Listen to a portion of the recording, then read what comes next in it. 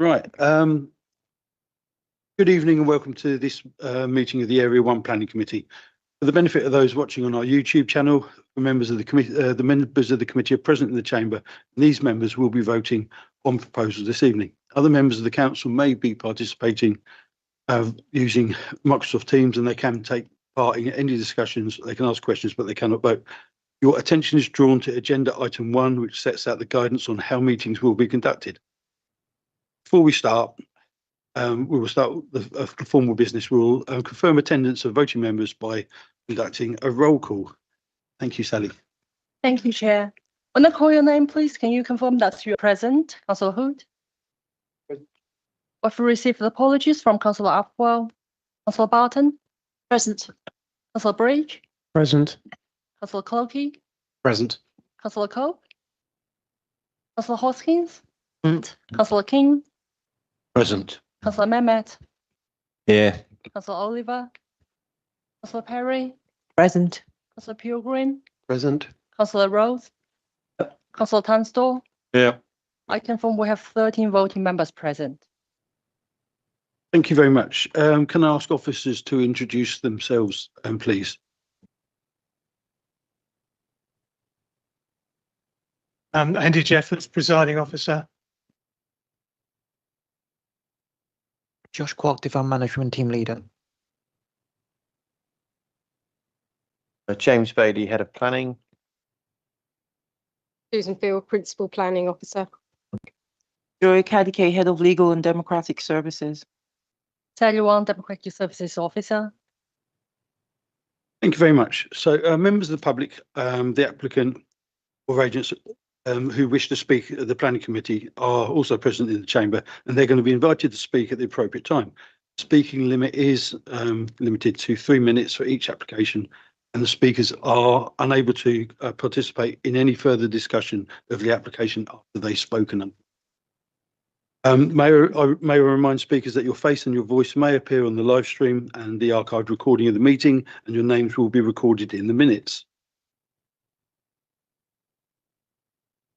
So we've covered apologies. Declarations of interest. I know that we've got one at least. Yes, I know Amy and Adam Middleton Pink, so can't take part in that discussion. But yes, Councillor Barton, you're going to step out of the work of the committee at that point. Councillor Mehmet. Thank you, Chairman. So 2 from me, just in relation to the first item. I have obviously been contacted by the applicant's representative, but I do come here with an open mind and haven't, made any decisions. In relation to the second application we're looking at, as I am the planning agent for that, I will naturally be withdrawing from that item. Thank you. Thank you very much.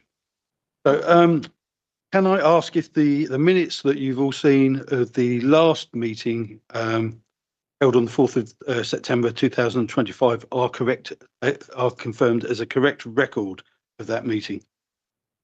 Brilliant, thank you very much. And I draw your attentions to the glossary and supplementary matters at item 5, which are attached for information. And that brings us on to the first substantive item of the evening, the application at 2 to 12 Avebury Avenue. So if I can ask Josh to introduce this item, that would be great. Thank you very much.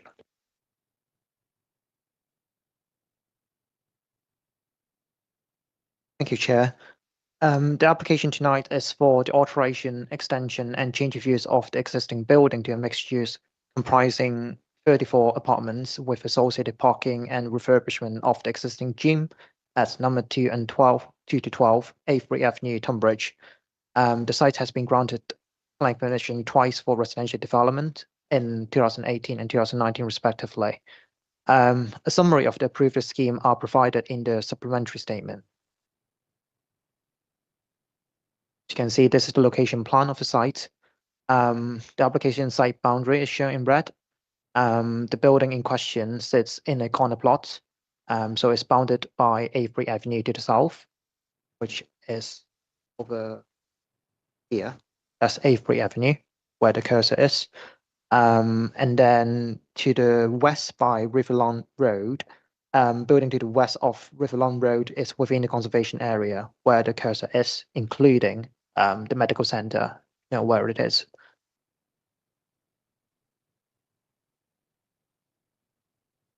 The proposed development will be 5 stories, comprising an entrance hall, undercroft car park, bike and bin store, alongside a separate commercial unit on ground floor, and 34 flats across 4 floors. It will be faced in brick predominantly, decorated further by a mix of cedar type sheet cladding at the top floor and porcelain stone effect tiles on ground floor. So below is just a few elevations of the proposed building. The one to the left-hand side, that's the frontage facing Riverlawn Road. So that's the main elevation of the building. The one to the right, that's the side facing the alleyway connecting between Riverlawn Road and High Street.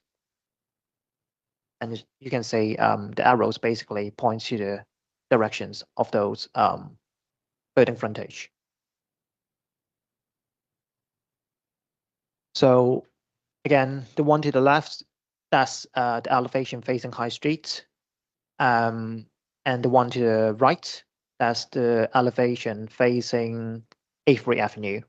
On ground floor, as you can see, this is where the commercial unit is going to be. So these are a couple of street scene drawing, with the top one showing the street scene of Avery Avenue. So just for your reference, this is where High Street is. The High Street buildings over here. And this is Avery Avenue. And the one in the middle, that's High Street. So sorry. The one in the middle is Riverlawn Road. So again, that's the main elevation of the building with the entrance into the apartment block. And then the below is taken from High Street. So that's the most iconic building here, the library building on High Street. And these are all the High Street buildings. So turning to internal layout, there will be a total of 16 car parking spaces, some of which will be provided indoor in the Undercroft car park over here, connected via a ramp. The remaining will be outdoor provision. And then there will be 34 parking spaces provided in a secure bike store over here. And these are just some photographs of the existing situation of the site. You can see the building is pretty tight, dilapidated. So these 2 photos are taken from Riverlawn Road. The one to the left, so that's that would be potentially the main elevation of the new building. And that's showing the context of the building in relation to the medical center on the outside of Riverlawn Road. Photos to the left, again, that's showing the junction between Avery Avenue and Riverlawn Road. So that's the curved facade of the proposed building. Photo to the right, that's taken from the alleyway leading to High Street. As you can see, those terraces, so they are the back of the High Street buildings. And that's that's the parking spaces proposed under the regional layout as shown here. So that's the car parking spaces, and showing car parked over in the same in similar position. So moving on, these are the photos taken from the alleyway.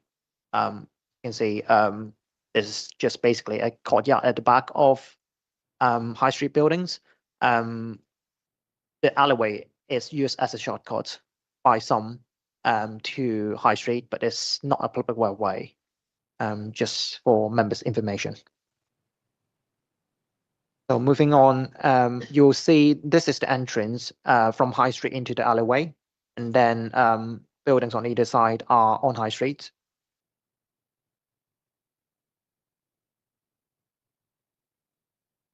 And then these two photos are taken from A3 Avenue. So you can see there are buildings of 3 stories on A3 Avenue.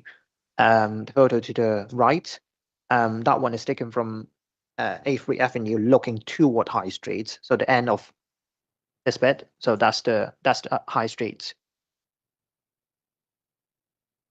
Now the last one. So these 2 photos are taken from the train station car park.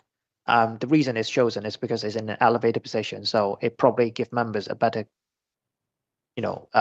context or perspective in relation how the building would look like compared to the library building. So that's taken from, the edge of the train station car park, looking onto the library, and this is where the site is. So before moving on to planning merits of the current proposal, these are some images of the 2018 approval and 2019 approval, and hopefully that gives you a bit of context in terms of how the scheme evolved over time. So the one above is it was approved in 2018. The one below was approved in 2019. So that's just for members' information.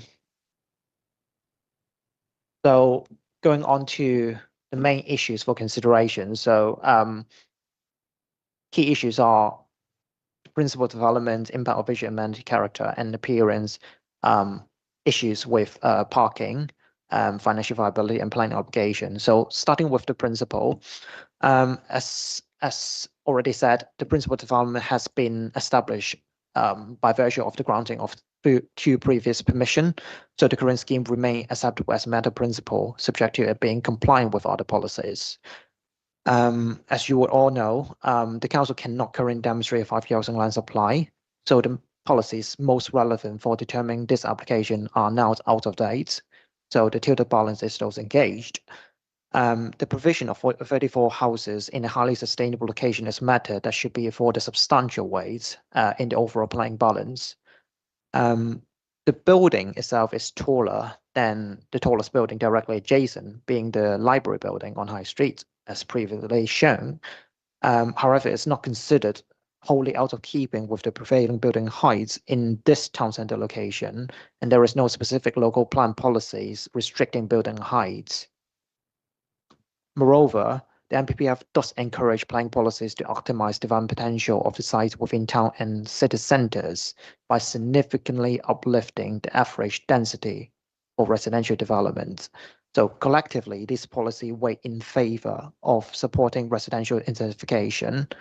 The proposal, although large in scale and visually prominent to a degree, is not considered result in significant adverse impacts on the townscape character of Tunbridge or harm to its conservation area, as confirmed by the council's conservation officer.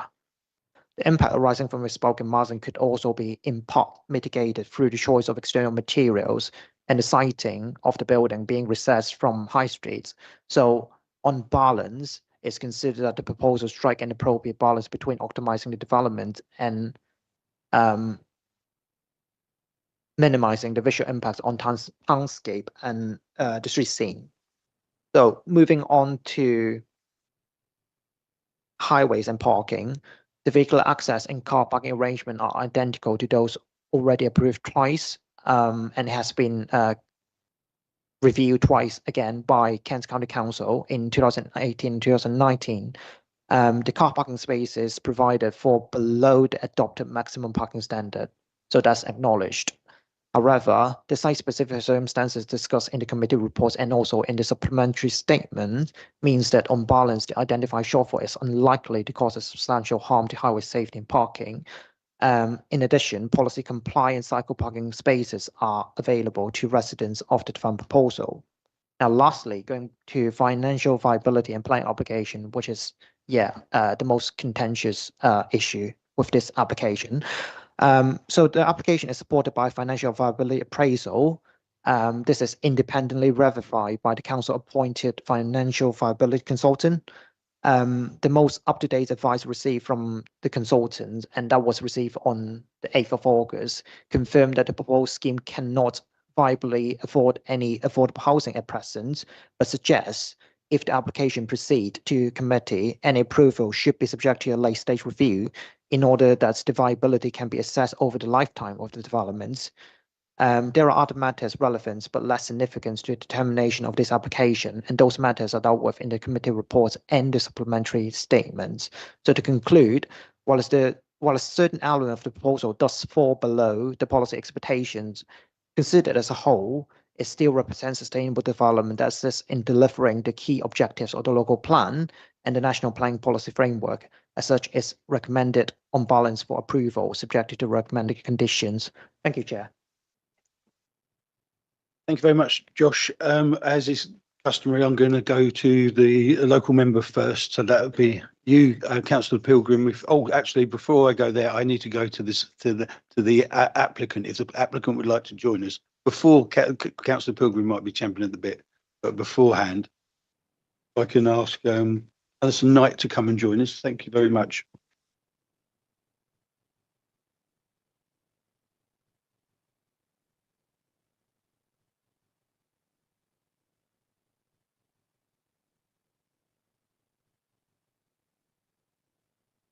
Good evening, councillors. I'm here on behalf of the official receivers. I'd like to start with an apology for the sorry state of this site. This site has an unfortunate and complex history, which you'll have read in your officer's report. You've heard a little of this evening, and in my client's briefing note. The previous developer was granted planning permission at this committee in 2019. But after commencing the strip out and build, the company went into administration.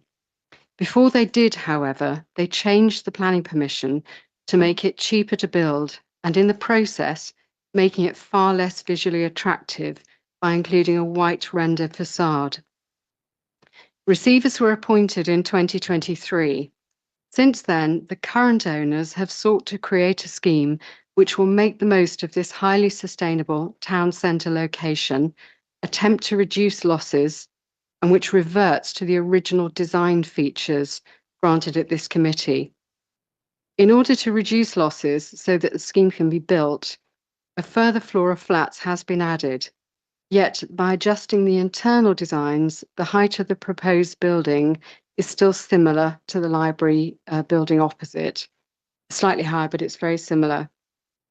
If standing at the bus stop in front of the Co-op Funeral Care in the High Street, the building will not be visible. From the roundabout, the junction of the High Street, Vale Road and Avebury Avenue, which the officer showed, while the upper parts will be visible, the building should not appear out of scale, and the library building will still remain the dominant feature in the views.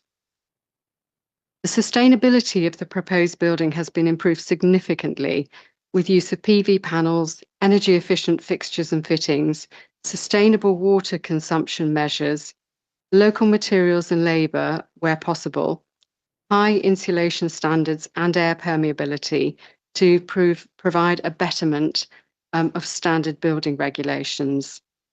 The applicant has sought to address consultation feedback, particularly in respect of the aesthetics. There are no outstanding objections from any statutory consultee, and your officers recommending approval. Building contractors have been interviewed, and a suitable candidate is ready to commence development within 4 weeks, should the committee agree to approve the application this evening. I hope you will agree that it's time to move on and get a quality, attractive building finished, providing homes for people, quality architecture for all to enjoy, along with modern commercial space and attractive frontage on the ground floor. Thank you. Perfect. Thank you very much. Right. As I was saying, we'll go to the local member first, Councillor Pilgrim. Thank you very much. Thank you, Chair. I, like many residents of Tunbridge, want to see this property developed. It has been allowed to deteriorate for years, despite persistent pressure from local members urging the previous developers to take action and to cajole the council to purchase the property itself to provide temporary accommodation or social housing directly.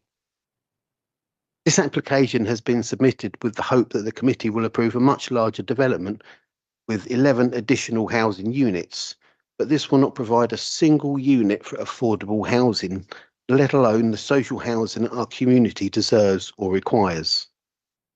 I have no reason to believe that a single unit of social housing will be delivered as a result of this agreement. The developer wishes to increase the number of units to 35, while reducing the car parking spaces from 22 down to 16. This leaves the question of where the extra vehicles will park. This area is already facing issues due to the high demand for parking permits, with many residents who pay for the permits frequently struggle to find available spaces, which has resulted in some of the residents receiving penalty notices.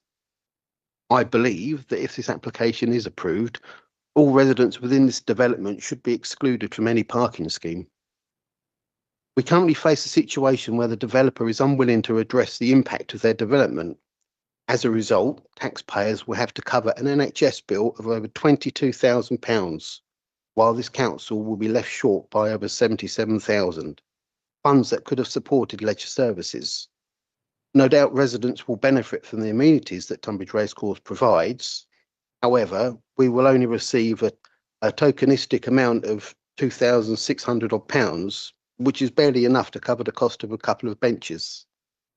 Additionally, no funds have been allocated for education. Are we to assume that this development will not include any children? Residents will understandably question what benefits the town will receive from this development. The answer is disappointing.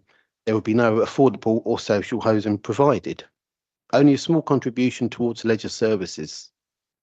This raises serious concerns about whether the planning department has been misled and whether the proposal truly serves a public interest. Given how little the town stands to gain, it's difficult to support the application in its current form. Thank you. Thank you very much. I've got Councillor Oliver next. Could I just echo Stacey's point about the parking? I mean, the parking around Judd Road really is very, very problematical indeed. So any extra demand is only going to make things really bad. I mean, Danvers Road, where it's falling. Thank you very much. Councillor Cope. Hi there. I just wanted to query the use of some of the photos in the presentation we were shown. So I noticed that all the ones that were showing the back of the high street buildings were taken at extremely low angle, suggesting they were much taller than actually they really do look, which I think gave a slightly false picture of the scale of this new building in comparison to them. Not those, go back. So, you know, no, next one back, sorry. No, sorry, keep going. And again, back. No, the ones so the back, so as if you were standing on River Lawn looking at those, yeah.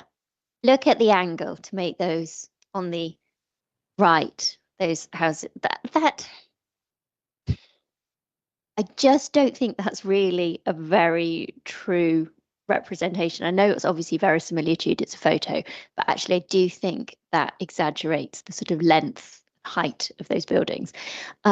I just think this building looks like it's creeping up it's a similar height to the library. So it's not the same, is it? It's bigger.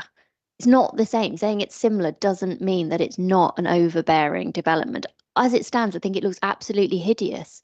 And I think something does need to be done with it. But I do query this sort of incremental creeping up. And it worries me that it's overbearing. Thank you.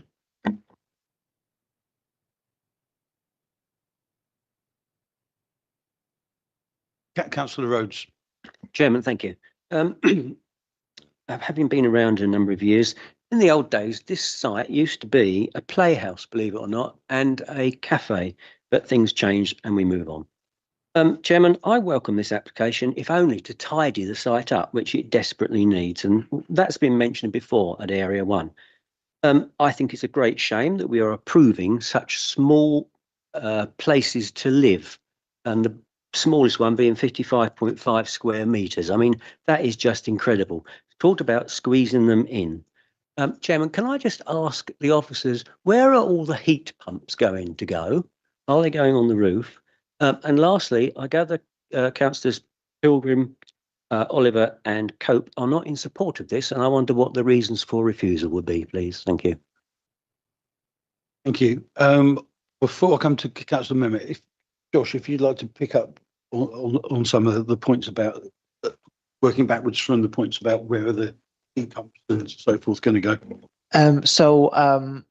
The proposal doesn't involve any provision of heat pumps. It does involve provision of solar panels. So the intention is to supply the building's electricity via the solar panels on the roof. So no, there aren't any heat pumps proposed. Yeah, thank you. Mehmet. Thank you, Chairman. Difficult one, this one. I think possibly the most difficult scheme we've looked at over the last couple of years. I think there are arguments for it and against it.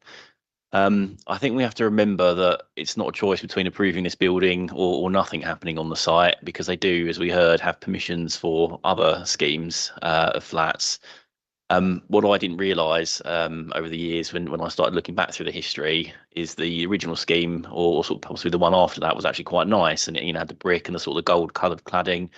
And then, as we heard, at some point in between that, the developers basically watered it down and switched to a very unattractive kind of white render that would age sort of very poorly and would have looked awful. And it was very, very disappointing to me to see that that was actually just waved through.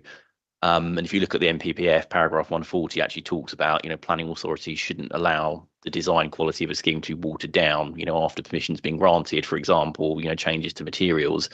And that's exactly what happened on this site. So I think that for me is possibly the clincher, is that I would really not want to see it revert back to that scheme, and it probably will. If this isn't approved, they'll end up falling back on the thing that's the cheapest and easiest to build, which will be that, just white sort of render version. It probably would have been good to have seen it on the slides tonight, actually. So yeah, it's difficult. I appreciate they've now actually reverted back to that sort of better design standard. A lot of the buildings, character buildings in Tunbridge are red brick, so I think that's good, and it would fit in with the street scene sort of much more. The extra height, it's difficult. I think you are going to see it from certain viewpoints, but it is a brownfield site. I mean, the library is kind of similar. It's it's not completely comfortable with the sort of height of the buildings on the high street. But we need more housing. Particularly, Labour government wants us to build about 20,000 houses over the next few years. So if we can't even get these through, then don't forget it's a planning committee. I think for context, Chairman, I had to mention that. The only things I think that are a bit concerning, I think, is the lack of parking.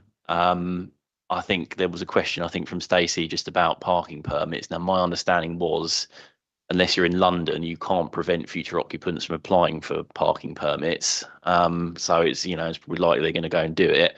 Obviously, KCC highways are, it's all fine as the kind of standard response. But what you will get there is increased parking pressure on the roads. So, existing residents aren't going to be able to find parking spaces. Possibly some of the occupants are going to, maybe not need cars, but I think it would increase parking pressure. So it's not ideal, but I think, this is the reality of planning applications these days. It's, it's often finely balanced. You have to compromise on things, and very few schemes are sort of perfect and deliver everything we want. And I think for me, just about, given the change in external materials, I probably would support this application. Thank you, Chair. Thank you very much. Councillor Parry. Hi, thanks, Chair. I just wanted to say, really, there is little doubt that what we have at the moment is an absolute eyesore. So it's hard to imagine how anything could be worse than what's there at the moment. I do have a concern that I'm seeing increasingly things that have been previously approved, where they've got to a level of approval, coming back and they're a bit bigger and a bit bigger, and it keeps happening. And I do worry about that, because we're always told as councillors it was approved to this point last time and there's very little material difference, and and we're almost, our hand is almost forced that we can't do much about it. I do agree with what Councillor Mehmet said about the brick being a great improvement on the white render. I am concerned about as I say, that it getting bigger and bigger each time it comes back. I'm massively concerned about the parking, but I gather there's no grounds that we have there, despite the fact that reality suggests it's not a good option that they have so few parking spaces, but I don't think there's anything we can do with it, is there? But on balance, I think probably, as I said, this is better than what we've got at the moment. Thank you. Councillor Bridge. Thank you, Chair. Looking at that illustration on the screen there, I think that's not an unattractive building.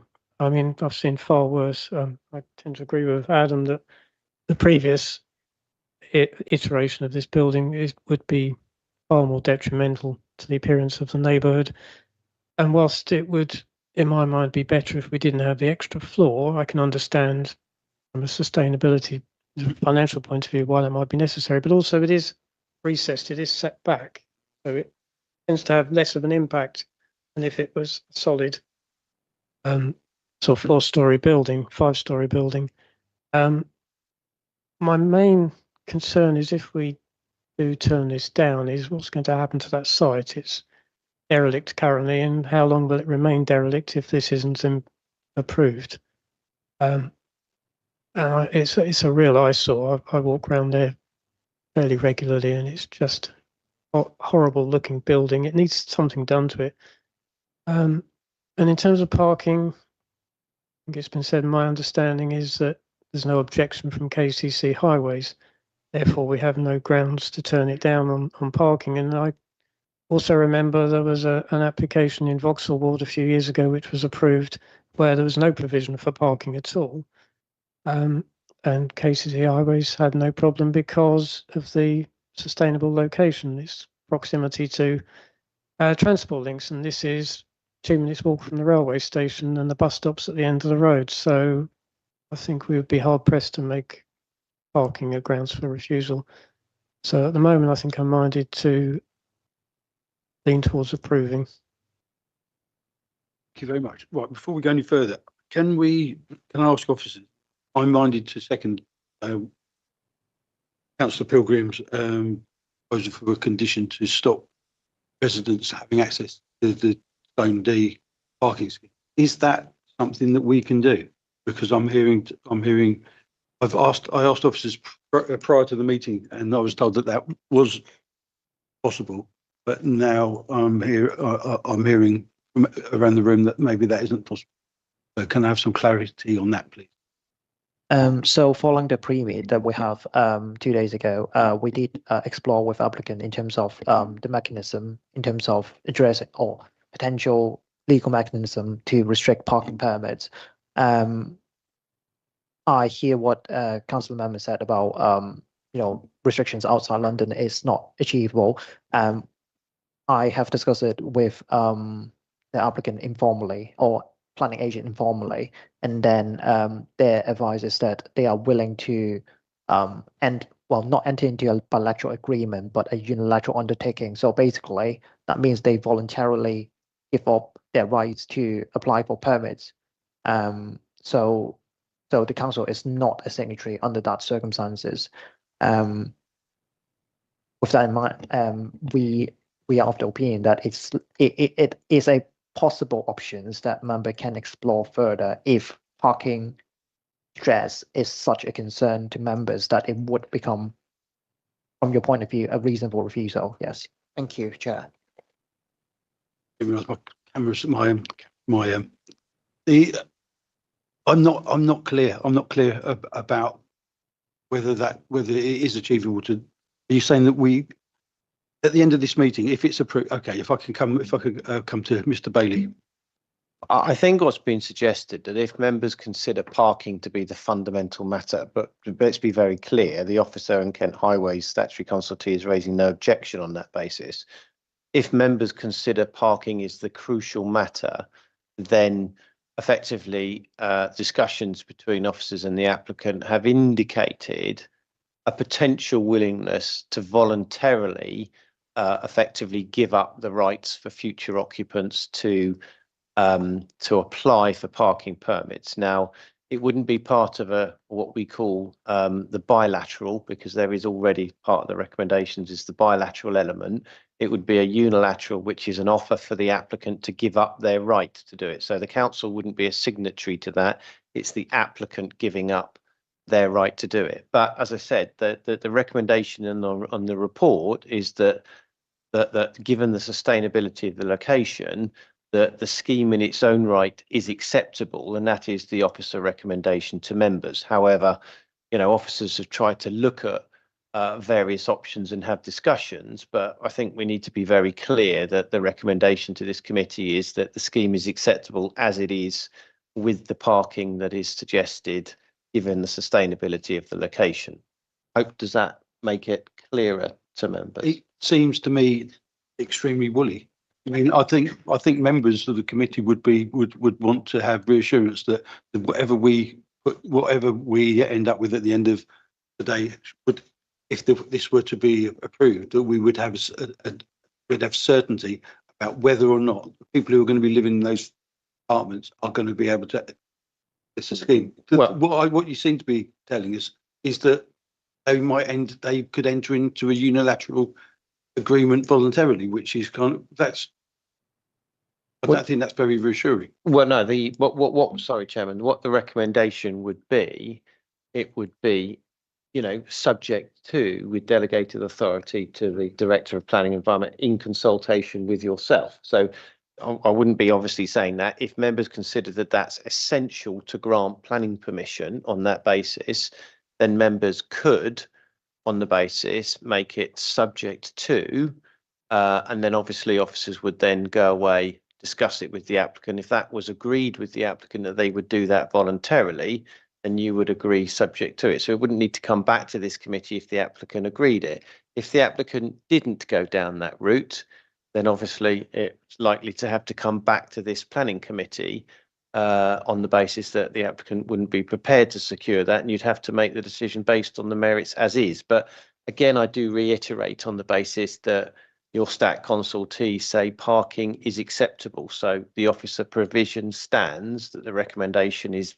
based on the papers that there is no need for a unilateral agreement securing future residents not to apply for the permits. So that's the officer recommendation. Is that clear? I think so. Well, it's also if it's clear for the committee, but I think we've got Councillor King, Mehmet, and then Barry. Oh, sorry, Councillor Hoskins, and then King, and then Mehmet and Barry. Sorry, Franny. Thank you. It was on the same issue. I asked on behalf of a local resident for a similar thing. Could we stop them getting residential parking permits? Because a resident had said to me that it was a new development because it was a change of use from a business to a residential one. And I was told by the parking department, our own parking department, that meant new development meant development on a new road, not in this sort of area, and that the parking department have no ability to stop people from asking for permits. Thank you. Thank you, Franny. Councillor King. Thank you, Chair. I mean, I wasn't going to say anything because I found myself agreeing with Councillor Bridge, Councillor Mehmet in terms of the merits of this particular design versus the previous ones. I would not support the motion that we should exclude these residents on the basis of consistency. Because we've sat in this chamber and we've talked about, I recall there were apartments next to the parcel where we talked about there being lack of local parking. Oh, well, they've got access to the local schemes. I remember there was a development in New Wharf Road, I think, whereby we gave residents access to the local parks with the potential of a season ticket. And in general, we are saying that we have at the moment an excess of parking capacity. So I just do think it would be particularly unfair and inconsistent to take that approach at the moment. But I have a different opinion about whether or not there should be more capacity for developments with parking, but that's not the way it works. So that's why I wouldn't support it. Thank you. Councillor King, Councillor Mehmet. Thank you, Chair. Just on the point about the parking, I can't agree with the advice we've been given, unfortunately, and not wanting to talk people out of sort of approving it necessarily.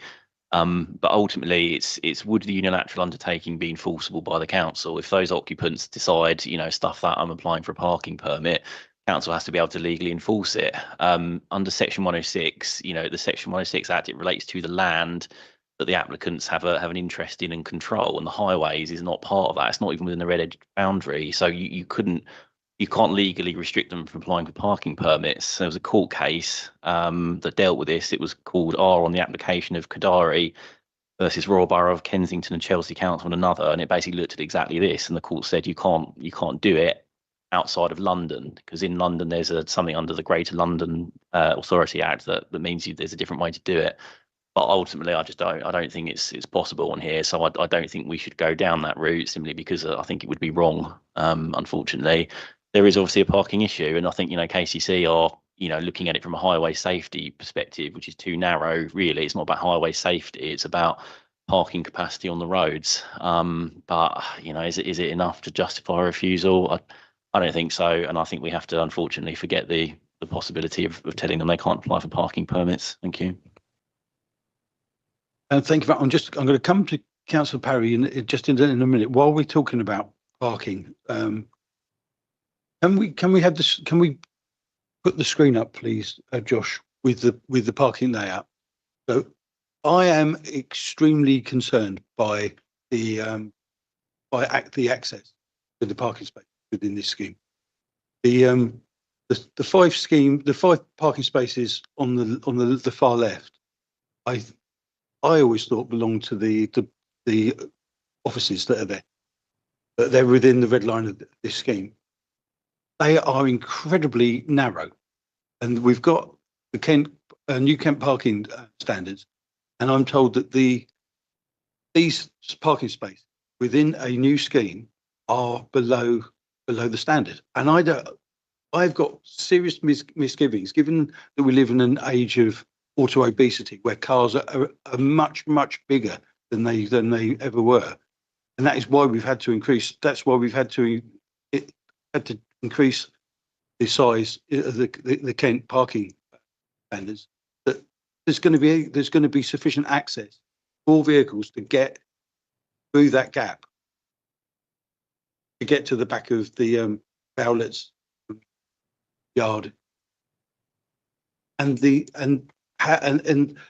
how a car is going to sweep in through the gates and then fit into those parking spaces, because the parking spaces, the Undercroft parking spaces, are also below the Kent parking standard.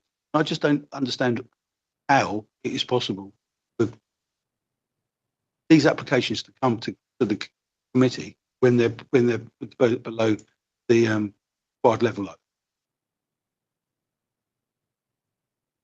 I mean, there you go. You can see the issues. The outline of the proposed building is the same as that. And we're expecting cars to swing in. There's a parking space there that is outlined in this application, and we haven't got any swept lines to demonstrate how the cars are going to get in. I mean, I'm concerned about how you're going to get the construction vehicles in and out if you're gonna still have a line of parked cars there. I mean, we haven't had construction here for a while, and I agree entirely with what members are saying about it's hideous. I've been lobbying very hard as one of the local members to get some movement on this. But what I am a little fearful of, that we're being given an option of actually you're going to be stuck with this unless you approve the scheme. When the scheme was first approved, it looked very similar to the last scheme that had permission with the white cladding. Myself and Councillor Pilgrim have lobbied to have a change in the materials, so it looks a lot better. It's far more in keeping with the buildings further down at Avery Avenue. I am deeply concerned that we've got a scheme here that the parking going to be problematic. You're not going to be able to get in and out of the development. Councillor Parry. Thanks. I just wondered if it could be clarified. I totally see what you're saying about these 16 parking spaces possibly being less than that if we're realistic about the size they should be. But I'm slightly confused about them in the first instance. Do they belong to the site, and therefore if the residents there parked in those parking spaces, they wouldn't require a permit because they're owned by the site, so to speak, and only the residents can use them? Or would they require a parking permit to use them as well? If we could have some clarity, I'm glad you raised this, because I'm also confused that how do 34 units go into 16 car parking spaces? How's this divided up? Who gets their hands on the parking space? First come, first serve, presumably. So in regard to the first questions, that is sorry.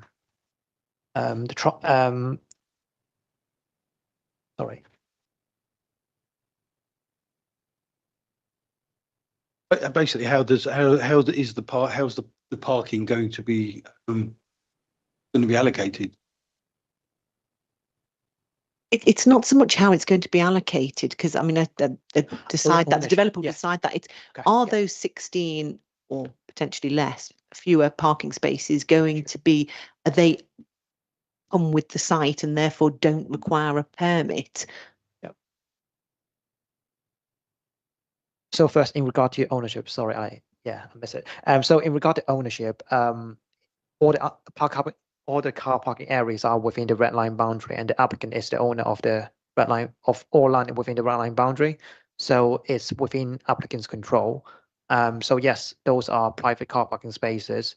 To ensure that they are not used by anyone else, you will see in your committee reports that there is a condition recommended in regard to installation of security bollard for each of those spaces.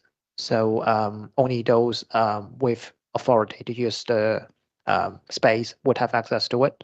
So that would partly address the issue with regard to unauthorized parking.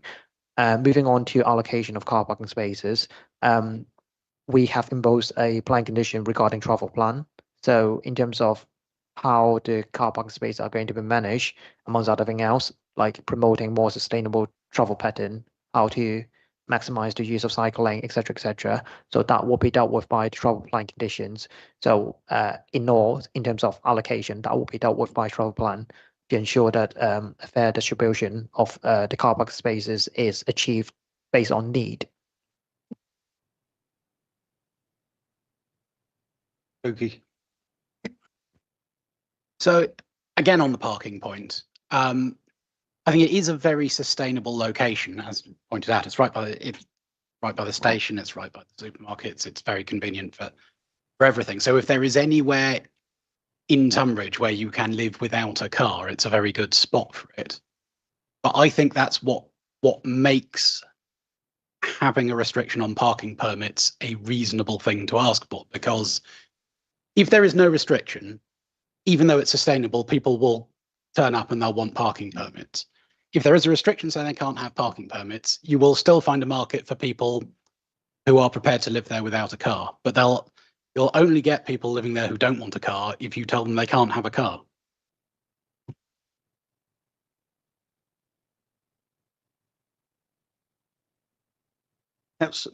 Councillor Barton. Well, not necessarily. You know, if I was looking to buy a flat and it didn't have a car parking space, I wouldn't move there if I had a car. So but you wouldn't necessarily assume you were going to get a permit as well, because it's crowded.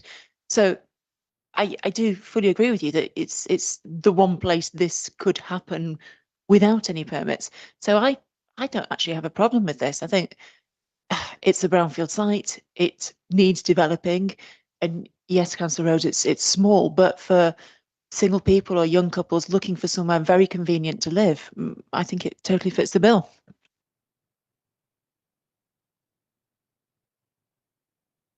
No more. No, if we haven't got any other speakers, I'm just gonna. I am unhappy with this scheme. I think it's far too big. I think we've got a situation where it was deemed to be viable when the construction started, and it's subsequently been increased. The size has been increased. The number of units has been increased, which you would have thought would have made it more viable, and yet the number of affordable houses has disappeared. I think this application is one of the reasons that people have become disillusioned with the planning system, because they don't see local people benefiting. We know full well that the greatest need is for affordable and social housing in this area, and I think that this application is in contravention of CP 17, which demands that developments over 15 dwellings have 40% affordable housing. That would amount to 13 units. When you look at the other aspects of this, there's almost no mitigation. So the local councils are picking up the bill for all of it. I'm not convinced by the viability assessment that's been done on the grounds that what's changed. How is it possible that the original scheme that was being built out was viable, and yet a much bigger scheme with more houses is unviable? I'm not swallowing that, and I'm moving a recommendation to refuse on those grounds. Do I have a second, Councillor Pilgrim? You second that? Thank you. Chairman, before those grounds are put, could you just set out exactly and very clearly what they are, so they can be clearly looked into? And it may require us to have an adjournment just so they're properly drafted, so we know exactly what the grounds are being cited. In addition to it being in contravention of policy CP 17 relating to the fact that affordable housing has not been provided at all, and also the scale of the building. So we've established that yes, you can't see it from the high street, but you can see it from everywhere else. You can see it from the approach on the railway. You can see it from Avebury Avenue. It's like a huge it's a huge brown monolith now. It's an enormous building. I think we could swallow it. I think we would all agree that this building has to be developed. This property has to be developed, but at that scale, without affordable housing, I think that is unacceptable. Come back to you on that. So I got the scale and massing, and we'll come back to you with proper grounds. I got the scale and massing. I haven't got anyone mentioning anything to do with parking as part of that ground, and the issue is and also the concern is due to the lack of infrastructure provision, namely affordable housing and other contributions. Because I think the fact that the parking it isn't compliant with Kent parking standards. None of those spaces. I don't think any of the spaces here are compliant with Kent parking standards. I get the fact that it's a highly sustainable location. No one's going to argue with that. I mean, they could have brought forward a scheme with no parking spaces at all, and we wouldn't be able to argue against it. But you're going to bring forward a scheme. It has to be compliant with the minimum standards. No point them being agreed by the county council if we're not going to force developers to adhere to them. Sorry to keep. So obviously I didn't hear the seconder in terms of, because the parking is a new ground, but you're saying it does non-compliant with this parking standards. So is it just the actual dimensions of the parking, or is it actually the number of parking? And obviously we need to make sure that that is seconded as well before we come on to the last point. Okay. I don't think that we could make an argument in terms of the number of car parking spaces. But if you are going to provide them, surely they have to be pragmatic. You need to be able to get in and out of the building, and they have to be of a size that a modern car access. Just confirmation that it's the lack of infrastructure provision, namely lack of affordable housing, and other infrastructure provision, namely, is it NHS provision? And Well, we could list them all, couldn't we? Because I think there's what have we got? We've got £22,000 that the NHS isn't going to be getting. We're not the council. This council's not getting £77,600. I think we're only getting £2,600 for leisure services. That's all we get. There's nothing for education. But it's a complete lack of mitigating developer contributions. Like as you say, the infrastructure just there's nothing there to cut. This isn't washing its own face. This application. okay, I mean, obviously, I'm going to suggest something because normally I would have to ask the chairman for deferment while we construct the ground. But I suppose in this interest, obviously, sometimes it's interesting to know which way the committee are going, because you may actually go and have to adjourn for 10 minutes while we construct the ground, but actually that first motion might fail. So I'm trying to think on top of my head here to enable the committee to move forward. But what I don't want to do is go towards a sort of a vote on that basis without having proper grounds and they're cited and then officers being able to have the ability to consider whether they're defendable or not. So I think in the interest, given the importance of this, that I would ask the chairman if we could adjourn for about less than hopefully 10 minutes. That means that officers have the ability to draft the grounds and then we can relay that back to you. And then obviously at that particular point, officers might have to come back to you whether they consider those grounds are defendable or not going forward. So I think we need to follow due process given the importance of the site and make sure we get a proper decision. So that is my suggestion to the council, if we could adjourn for 10 minutes, Chairman, so we can construct those grounds. Okay, we'll adjourn for 10 minutes.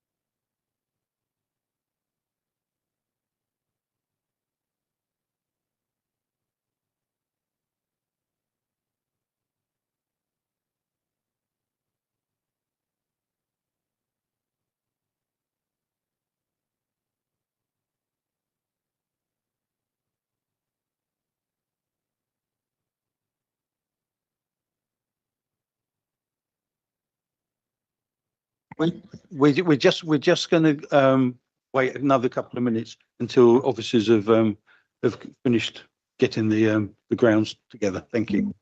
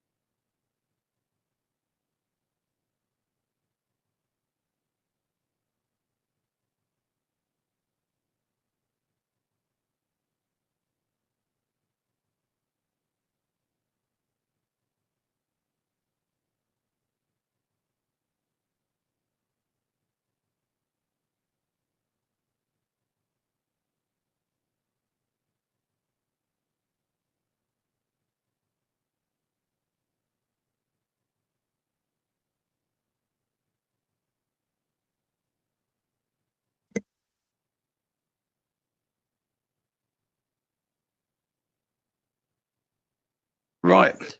Thank you, committee. Josh is going to present the grounds that has been agreed that we're going to take a vote on up there.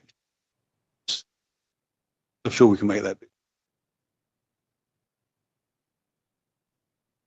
So for this reason, the development proposal by reason of its excessive scale, height and massing would be out of keeping with the established density, skyline and prevailing character of Tunbridge Town Centre. It would therefore result in an undue detrimental impact on the townscape and visual amenity of the area contrary to policy. DB 24 of the TNBCS, Skill 1, MDE DPD and Chapter 12 of the MBPF. So that's the first reason in relation to design.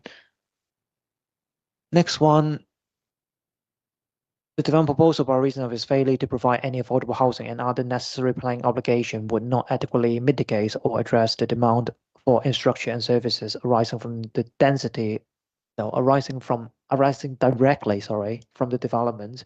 The proposal is therefore contrary to policy CP 17 of the TMCS and Chapter 6 of the MPPF.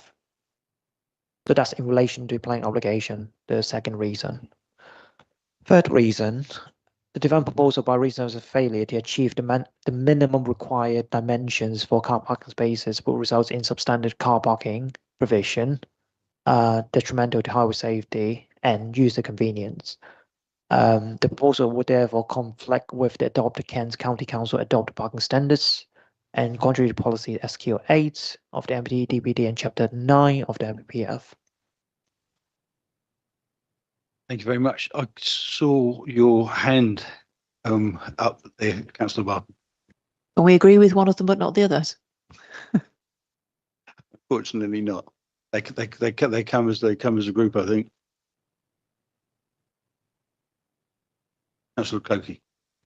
If people wanted to agree with some but not others, could they not propose an amendment to delete the ones they don't agree with?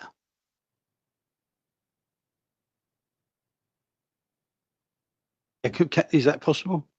I mean, we have to go through the substantive motion at the moment, but I think also I would request officers also have the opportunity to come back to members whether they think those grounds are reasonable or not under the council's constitution. So before anything goes further forward on those grounds, I think officers need to have the ability to come back, but I don't want to stop members having a debate on whether they agree with the wording, because you've got a proposer and a seconder who've proposed those. So if that's agreed on that basis, then what I would request is officers then have the ability to come back as whether those grounds are reasonable or not under the constitutional terms.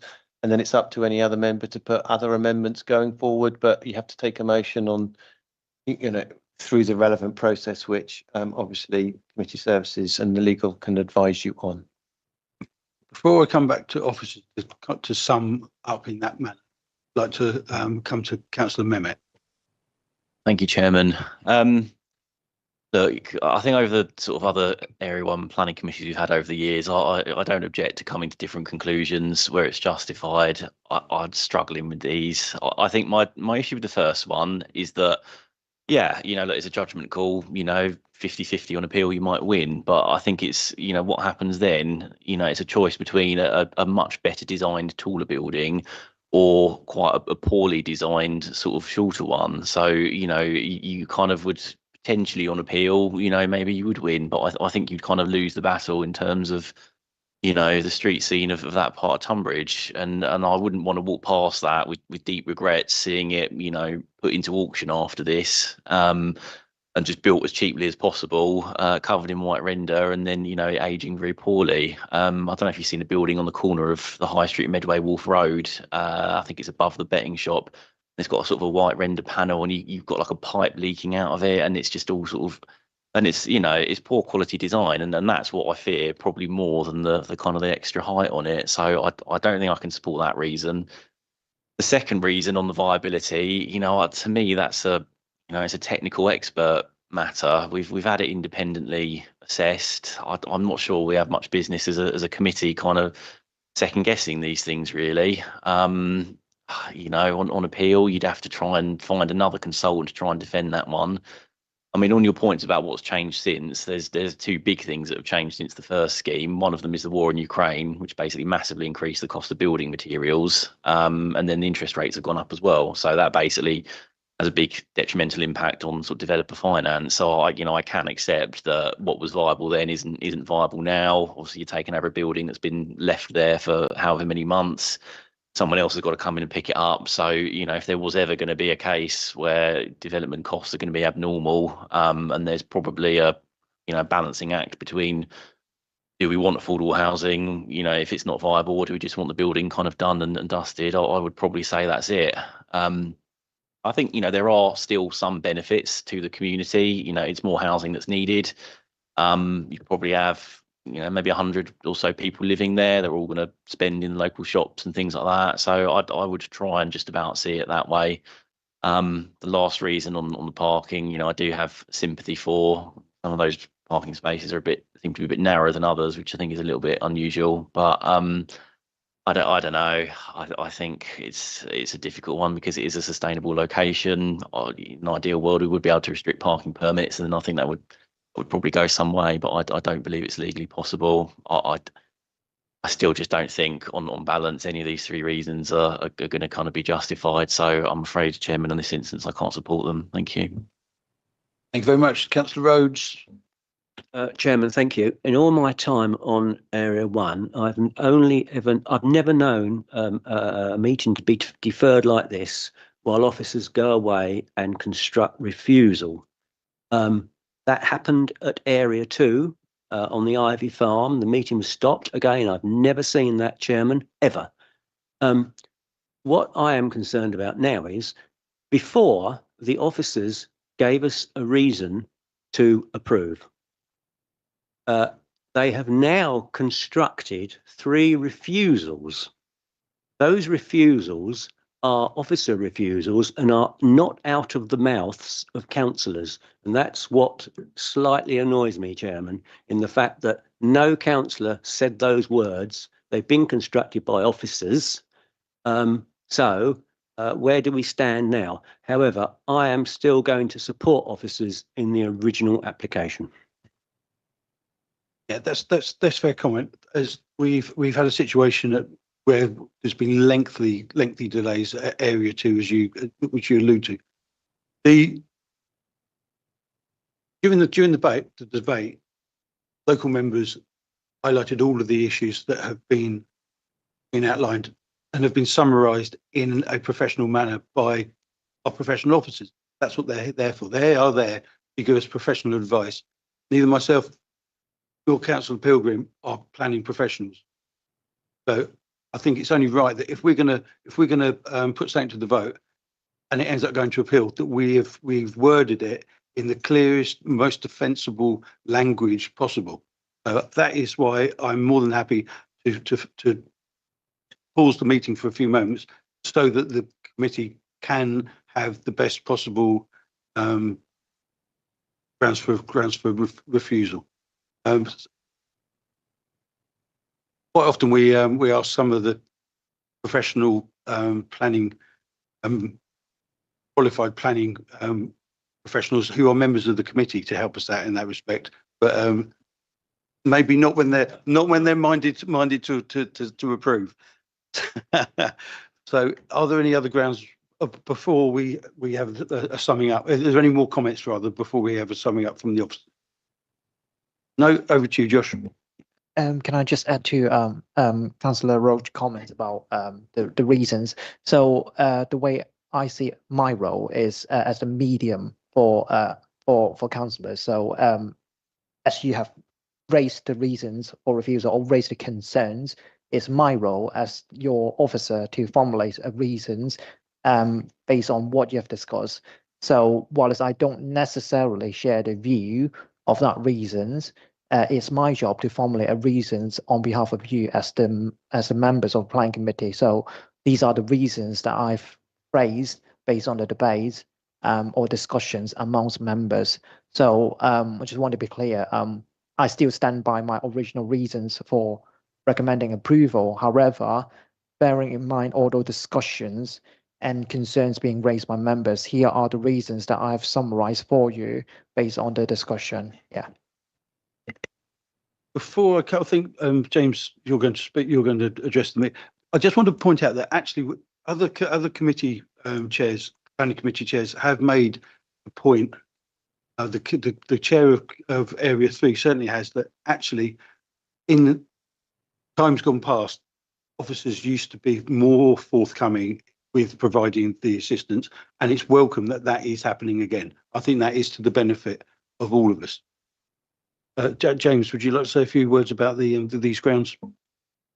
I mean, obviously, it's the officer duty. Now we know, and the reasons why, just for members, the reasons why we frame it in this way is because obviously the Constitution allows officers to come back, whether officers consider those grounds are reasonable or not and defendable at appeal. That's set out in the Constitution. It's what we effectively call the cooling off period and referrals on applications. So the reasons why we adjourn the meeting is to make sure that you know, and these grounds are what, whilst the officer has phrased them, these are what you've raised. These are the issues, which is why I asked you at the start of if you could go into a bit more detail exactly what those grounds are. So now there's clarity. You have clarity, and effectively, if this goes forward, you would agree those, or if you don't agree them, you would amend them. And that gives the officers the opportunity to come back and say whether they're defendable at appeal. So what I have to do now is on the basis on each of those areas. There are 2 grounds on there which I consider that aren't defendable at appeal, and I'm going to ask the officers to come back on those 2 particular grounds. One of them is the car parking ground that has been cited, and the other one is the infrastructure provision that I don't consider are defendable at appeal.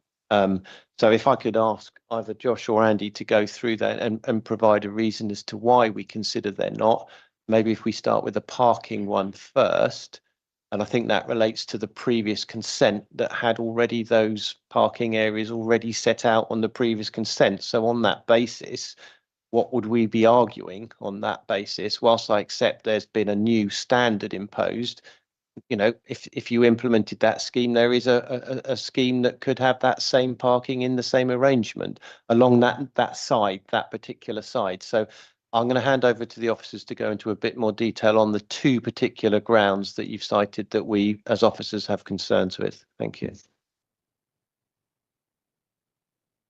Thank you, James. You've said most of the things I was going to say. And Councillor Mehmet also earlier on said what I'm about to say. In terms of the first reason, scale of the building, the mass of the building, that is something that on appeal could be defended. It's something that could be debated and we could substantiate. With respect to the parking, however, I think it was regarding the size of the spaces and the turning.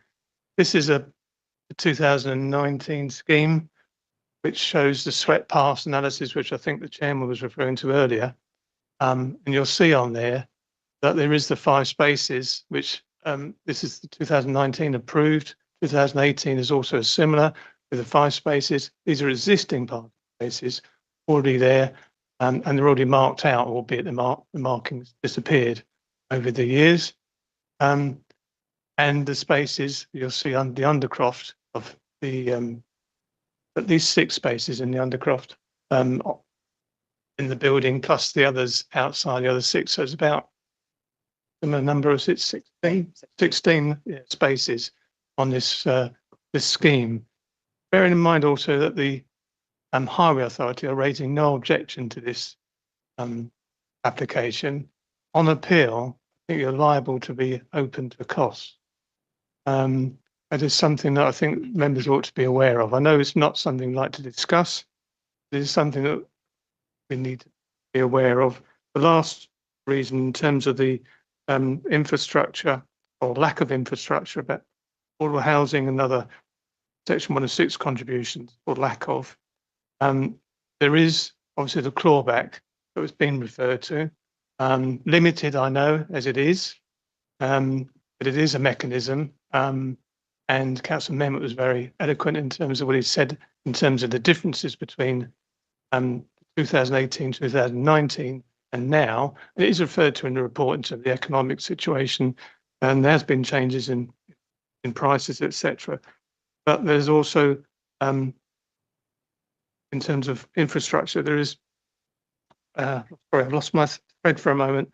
But yes, we've got financial viability assessment that's being carried out by the developer's consultant, and then we've had that assessed as well. We've had our own independent consultants verified what's been in the financial assessment, and as a result of that, you're going to have to get another person to come in and try and defend that if we go to appeal, and that is something that's very difficult. I know that from personal experience. I've been at appeals, and we've discussed viability, and it's something that has been very difficult to defend. It's simply as that. So those 2 reasons, parking and the lack of infrastructure, I think are reasons where officers see difficulties in defending if it was subject to an appeal. Thank you, Chair. On that basis, could I ask the legal officer then to read out the constitutional parts that we're invoking under that basis? Obviously, I appreciate members haven't taken a vote at this stage. This is just procedural matter. But if the legal officer can just read out the parts of the Constitution that are relevant in this instance.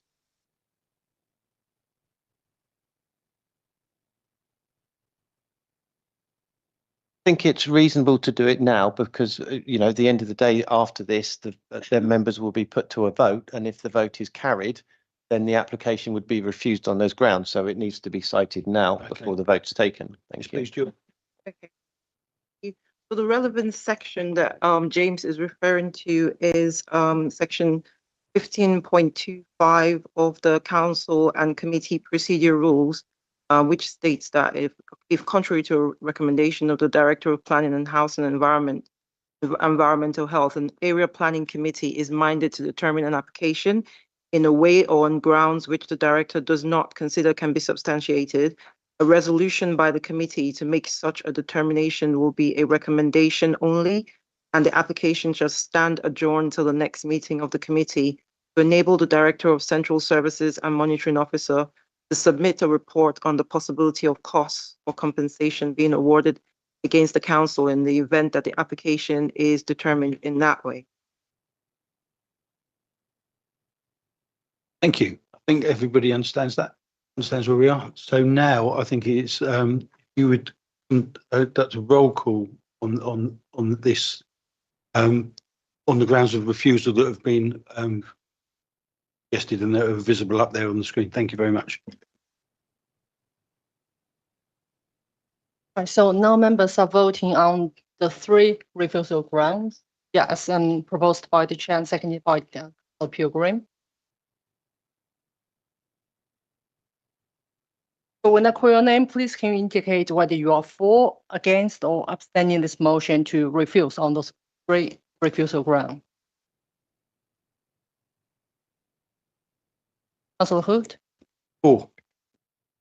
Councillor Barton, Against. Councillor Bridge, Against. Councillor Clokey, Against. Councillor Cope, Against. Councillor Hoskins, Against. Councillor King, Against. Councillor Mehmet, Against. Councillor Oliver, Against. Councillor Perry, Against.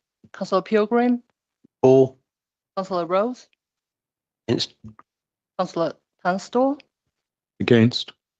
We have 2 members voted in favour, 11 members voted against. The motion is lost. Thank you very much. So that application has been approved. Thank you. Sorry, we have to now we have to go through another motion. I think we might have a clue what's going to happen next. But council.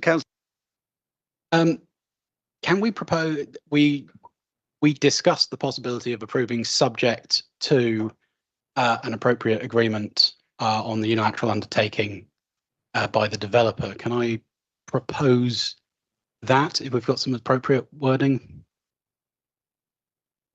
Would you like to come back on that? I'm going to hand over to the legal officer in terms of citing the relevant case law on that. I mean, Councillor Mehmet did previously raise it. It didn't exclude using it in terms of the case, but I think members need to be very familiar with what the case law says before you actually, before you actually decide to go down that route. So I'll hand over to the legal officer who will effectively go through in brief terms what the case law said. I think it's fair that if that is a motion that's been asked, I think you need to know what the case law says.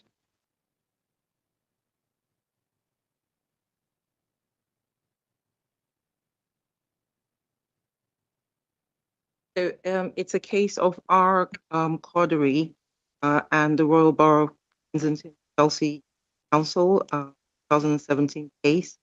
So the Court of Appeal considered whether a developer's promise that future occupiers will not apply for a residential parking permit was enforceable under Section 106 of the Town and Country Planning Act or Section 16 of the Greater London Council General Powers Act 1974.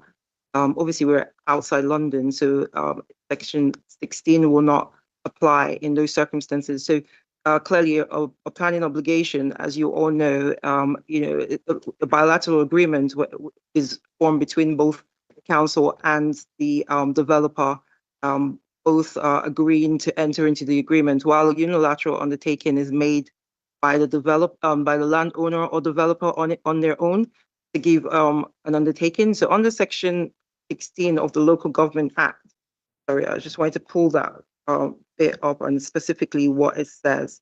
So under Section 16 of the Greater London Council, which is where Kensington comes in, it provides that any undertaking or agreement given by the owner of a legal estate in land or local authority is enforceable against the owners, successors in title, and anyone claiming through or under them, provided the undertaking or agreement is both given or made under seal in connection with the land and expressed to be given or made pursuant to section 16 of the 1974 Act. So this case involved leaseholders who had 5 flats, and the Royal Borough of Kensington had restricted the use on there, so they appealed this. So, and it was, sorry, I was trying to pull up the relevant section of that bit. Well, in effect, it basically states what Councillor Mehmet has said.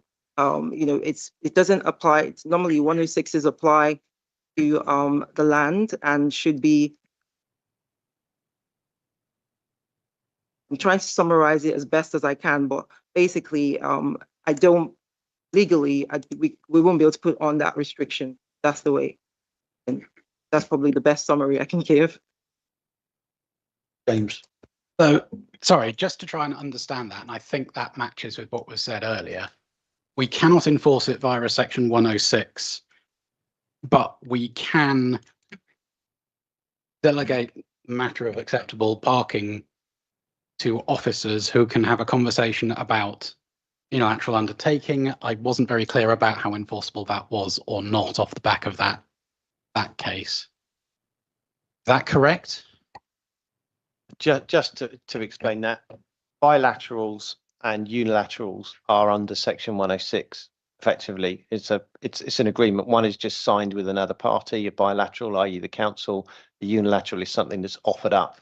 So the same enforcement provisions apply to a unilateral or a bilateral. So I think on that basis, while the court case effectively concludes that it doesn't specifically 100% exclude some very careful wording, I think for the purposes of tonight, I don't think it advisable that members go down that route, or we as officers advise members that that is a viable option, because it's a very complicated option and it is potentially open to review and challenge, and I don't think we should be putting members in that position. So I think it's best that there isn't an option on the table for going down the route of effectively a car-free scheme in this instance, and that's the advice coming from officers in this instance. And I won't paraphrase it, but that's the legal advice that's coming from our head of legal, I'm assuming, without putting words in her mouth. Is that correct, Joy? Yeah, that sums it up, but I'll just explain the decision here, the summary that was given here. So it says the no permit obligation was not capable of being a planning obligation. However, it was legally valid under section 16 of the of the Greater London Act. We're not in Greater London, we're outside London. So we will be applying the 106 section of this, and it says it's not capable of being a planning obligation. So that's the difference. Yeah, so it won't, not something we can sign. Thank you very much for reminding us. So it seems that is not feasible. Thank you very much, Councillor. I withdraw that suggestion. Councillor Mehmet. Sorry, Chairman, last time I'm sort of retiring. Just a small glimmer of hope for us is there was a suggestion that you could exclude those new properties from the schedule of streets in the new CPZ that you would create. So you wouldn't be able to do it through planning. We would be able to condition it or legal agreement. But if I think as a council, we felt there was a parking problem there, you could create a CPZ and you could specifically exclude those addresses from being able to provide. So possibly something we take on board and look at outside of this. Yeah, I was speaking to Councillor Pilgrim earlier, and I think in terms of business permits, that road was excluded. So I'm not sure whether that is also going to be, it is still excluded in terms of residence permits. So yeah, thank you for that. Right, I am asking for somebody to recommend approval of this scheme now, this application, because that is the logical next step. Thank you very much, Councillor King. I think you need to press your button. Yes, I so recommend. Thank Thank you you. very much. Can I have a seconder?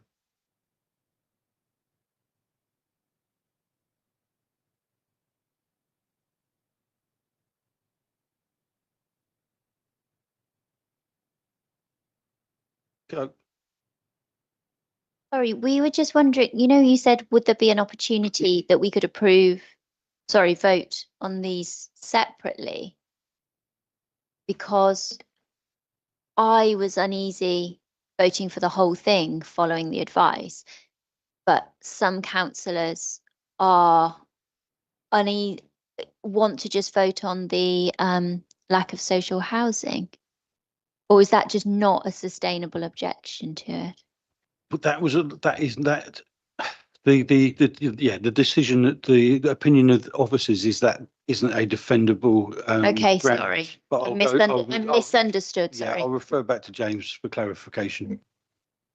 What's on the table is a vote. The second motion now is a vote to approve the application. So members need to vote that motion. If that motion is then lost, you could put another motion up. And if you decide to say, well, okay, on previous officer advice, the scale and massing is a ground of refusal, but we need to take it in sequence.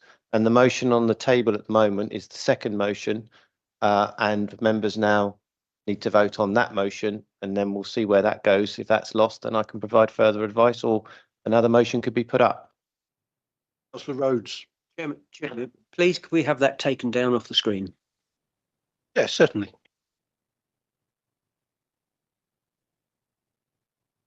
Sally, can you conduct the roll call in support of the initial recommendation to approve this application? And then members are voting on the approval as recommended and by the report. When I call your name, please can you indicate whether you are for, against, or any the motion to approve? The Hood, Against. Councillor Barton, Against. Councillor Bridge, Or Councillor Clokey, Or. Councillor Cope, Abstain. Councillor Hoskins, For. Councillor King, For. Councillor Mehmet, For. Councillor Oliver, For. Councillor Perry, For. Councillor Pilgrim, Against. Councillor Rose, or Councillor Tunstall. For. We have 9 members voted in favour, 3 members voted against, 1 abstained. The application is approved. Thank you very much. So that application has been approved, which brings us on to the second item, which relates to the property in Riding Lane. Can I ask Sally to introduce this application, please? Thank you. Oh, first of all, I have to insist that Councillor Mehmet and Councillor Barton leave us. Here we go.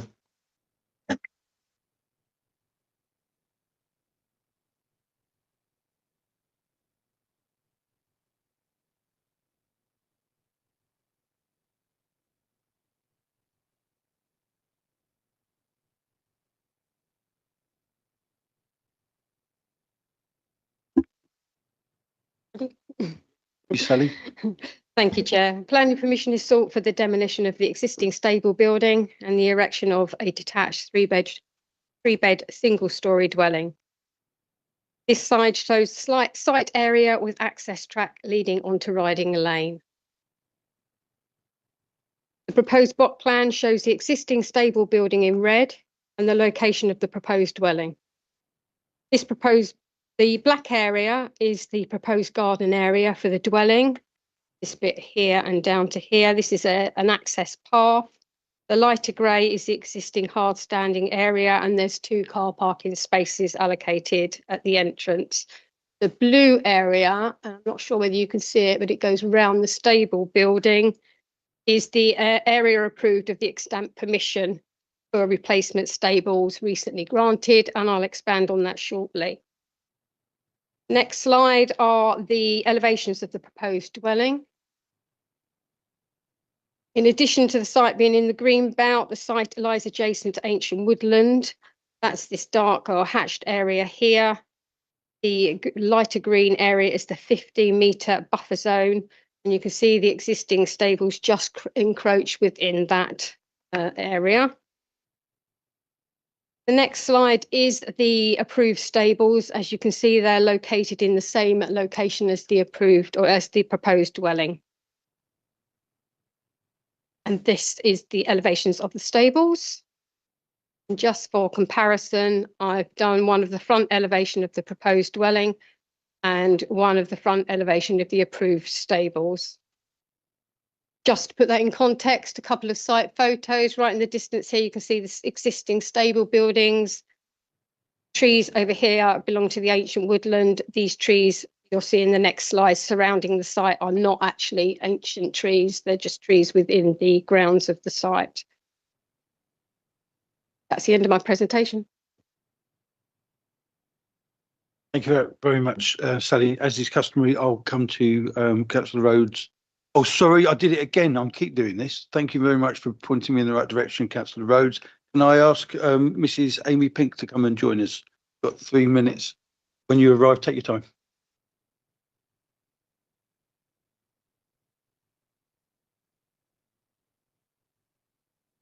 Evening, everyone. Please bear with me. I'm not used to public speaking. Tell us when you're ready. Yeah, just when you're ready to go. Oh, sorry, I'm ready to go. Super. Yeah, sorry. Evening, everyone. Sorry, bear with me because I'm not used to public speaking. Oh.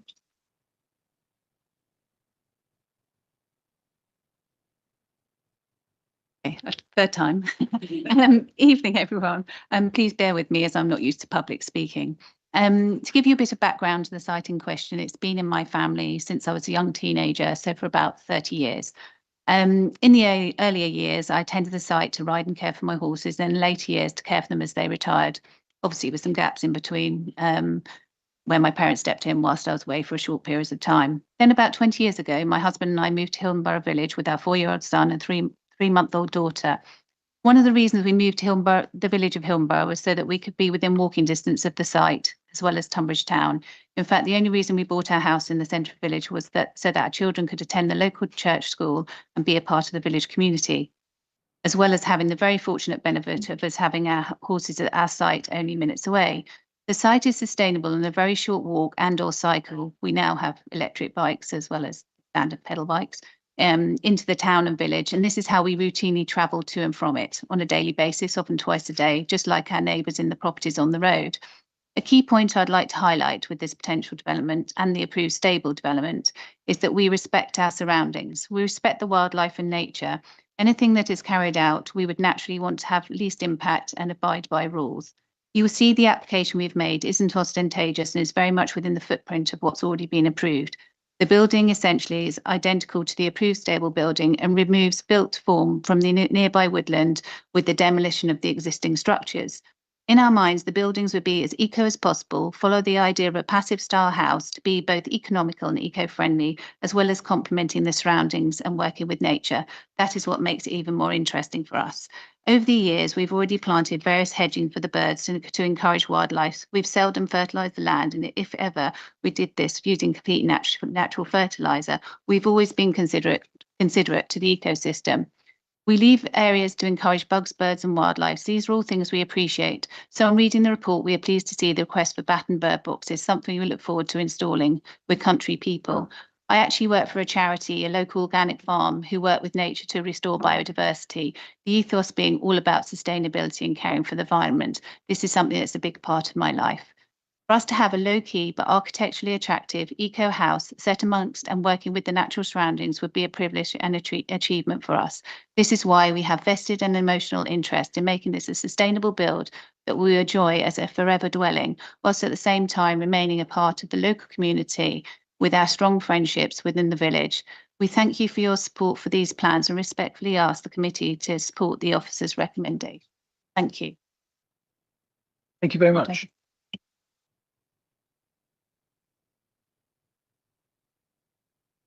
Councillor Rhodes. Chairman, thank you.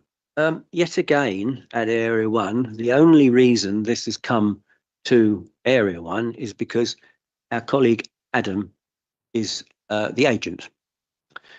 I have to say though, Chairman, Wonder why this application has been allowed to get as far as it has, because I have to say it's slightly half-baked in as much that something as important as where is the foul water going isn't included in the application. In Hildenborough, I cannot believe. I asked Adam earlier on what the minimum was if someone put a planning application forward, and he said the minimum is probably a block diagram. So unfortunately, you can get away with not asking or not mentioning where the foul water is going. I see there is a recommendation for that to be found out before any permitted development. We could stay here all night, Chairman, discussing whether this is green belt or grey belt. In my eyes, Chairman, it's green belt, and it is a house in the green belt.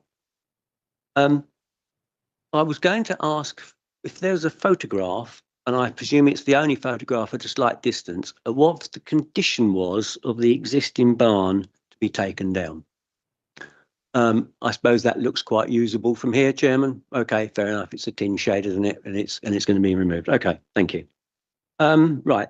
So, in normal circumstances, Chairman, in normal circumstances, before the Labour government got in, I would have refused this in point blank range. It's a house in the metropolitan green belt, but things have changed. And I am quite happy, Chairman, to support officers in this. However, I want this controlled. I want this controlled right to the nth degree, Chairman. So I'd like the tiles to be displayed either at Area 1 sometime, or officers to tell us what colour the tiles on the roof is going to be, because we don't want white tiles there, obviously. The lady sat in front there said that she's going to be eco-friendly, so I'm just wondering if there's a position for a heat pump anywhere and where that's going. The self-build aspect of it, Chairman, we've had self-build before and had one or two little problems with that. So can we make sure that the self-build part of it is absolutely tied up correctly, please? I have to laugh slightly, Chairman, at all the equality comments in here. I think that's possibly the first time we've seen them. I can't remember, to be honest now, but fair enough. There's no comment in here, Chairman, on recommendations or even informatives about refuse. There's normally a comment, Chairman, that says the applicant is reminded that we offer a back of curb collection. And this house will be some way from the main road, but maybe that's not a planning requirement now. I don't know. Anyway, perhaps we could be told. I did smile at the informatives, which I still think some of these informatives should be recommendations. I thought 3 was pushing it a bit far, Chairman. The disposal of demolition waste by incineration is also contrary to waste management legislation, which is fair enough. But the applicant is therefore advised to prohibit fires. So he only has to prohibit someone else lighting a fire. But he, as I read it, could light a fire. A small point, Chairman, it's just antics, isn't it? Right, so at the end of the day, Chairman, I will support the officers on this, but I want this tied down, this building, and I certainly want permitted development rights, so they can't put a second floor in or extension, etc., etc. If they could just be included. Thank you very much. Thank you very much. Can I come back? You certainly can. I was hoping you would. Okay, just on a couple of points, there is a drainage condition, so details for drainage must come in. There's also a condition for materials, so materials need to come in. There's several ecology conditions. I think there's about 4 or 5. There is a condition for refuse, so those details have to be provided. And there is a condition to remove permitted development rights, and that was mainly because of the woodland. A lot of it they couldn't do anyway because it would be forward of the dwelling. But we've taken away, or suggesting taking away, permitted development rights for the rear, because obviously that's where the ancient woodlands. And condition informative 3, I'll take your points on that. It is a standard informative that we put on, but maybe we'll look at the wording.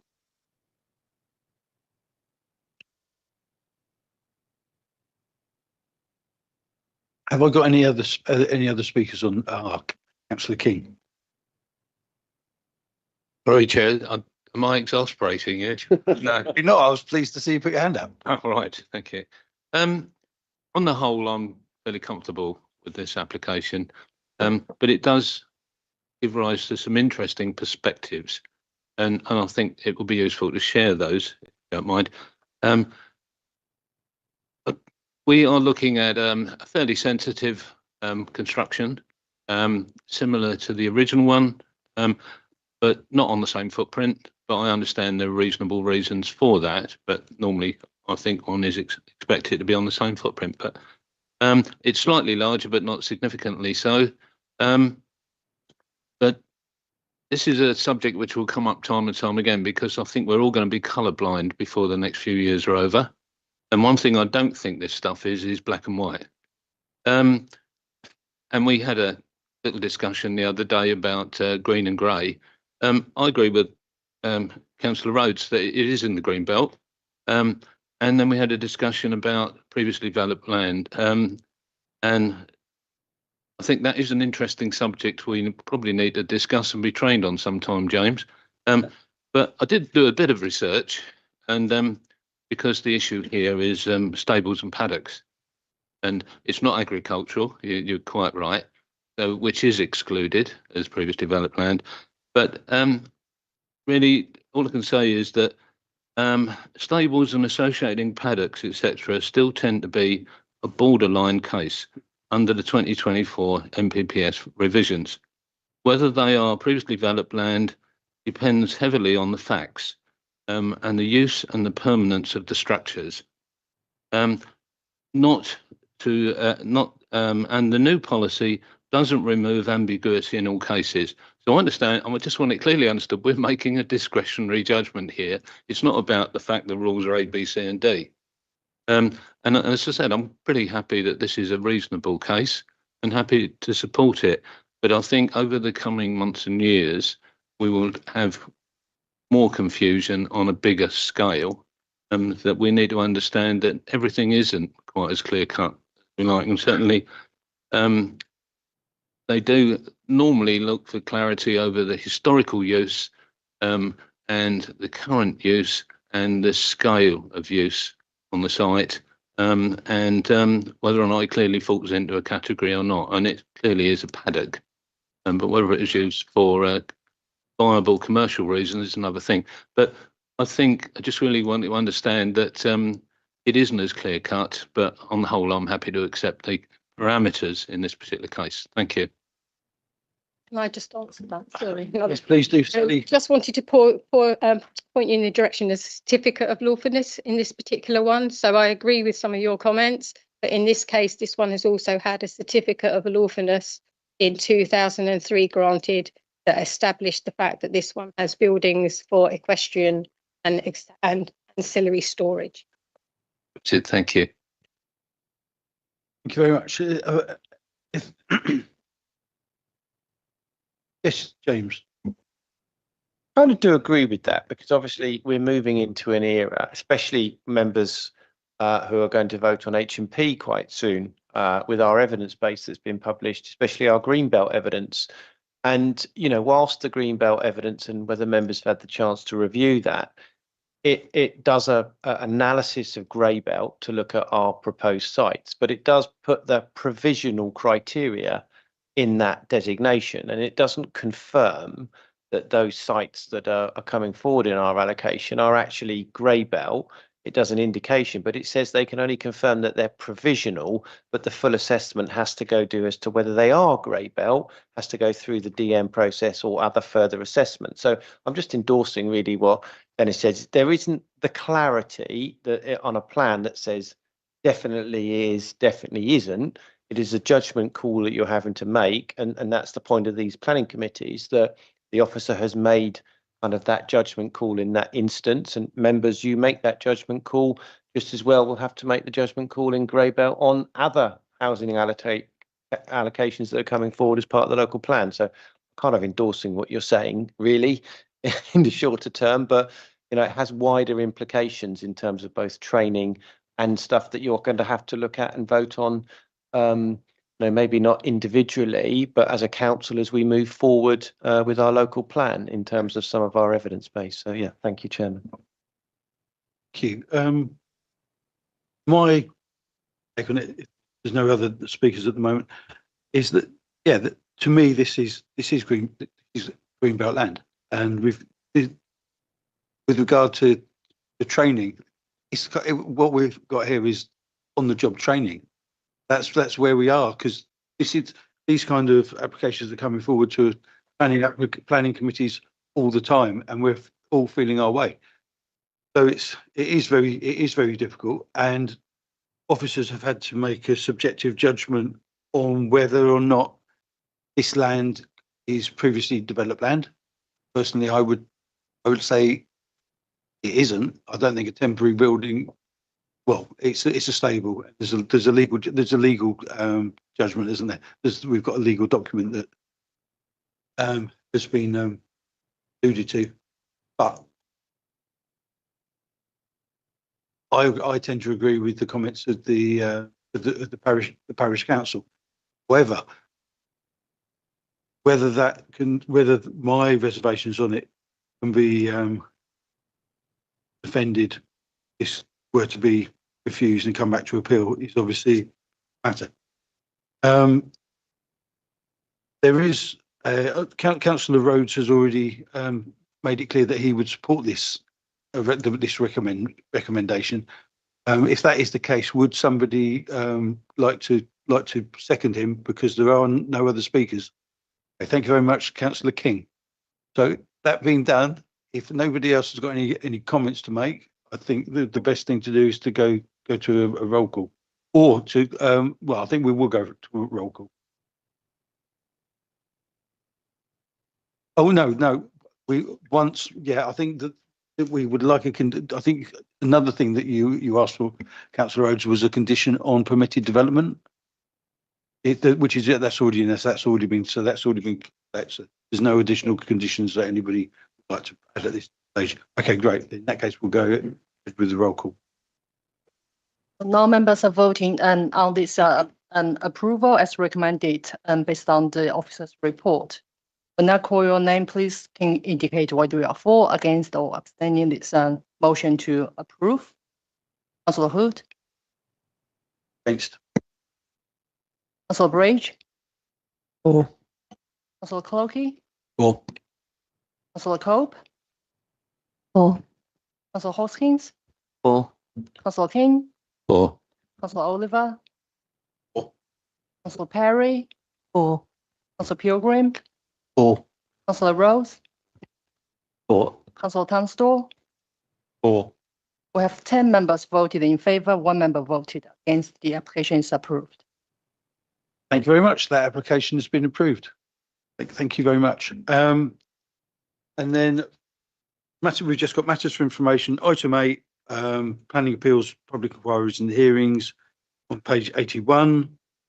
There's no comments about that. And item 9, there being no urgent items, I would like to close this meeting at 20 to 10. Thank you very much for attending and your contributions.